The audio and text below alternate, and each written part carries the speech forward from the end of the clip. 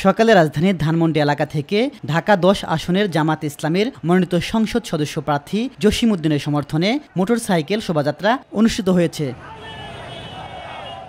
জামাত ইসলামের নেতৃত্বে দুর্নীতিমুক্ত, সন্ত্রাসমুক্ত, চাঁদাবাজ মুক্ত নতুন বাংলাদেশ গড়ে তোলা সম্ভব বলে মন্তব্য করেন ঢাকা ১০ আসনের জামাতের প্রার্থী।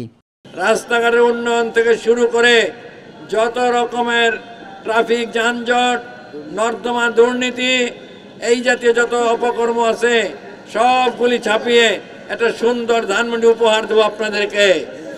অন্যদিকে ঢাকা ১১ আসনে আতিকুর রহমানের সমর্থনে শাহজাদপুর থেকে রামপুরা পর্যন্ত গণমিছিল অনুষ্ঠিত হয়। এ সময় ঢাকা ১১ সংসদীয় এলাকাকে নতুন বাংলাদেশের মডেল হিসেবে গড়ে তোলার প্রত্যয় ব্যক্ত করেন এই প্রার্থী।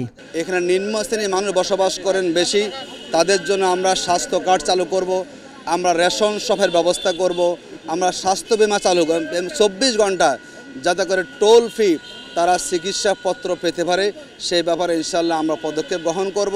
এছাড়া ঢাকা ১৪ আসনে জামাতের প্রার্থী ব্যারিস্টার আরমানের সমর্থনে মিরপুর এলাকায় গণমিছিল অনুষ্ঠিত হয়। ইলিয়াস মাতবর, মাই টিভি, ঢাকা।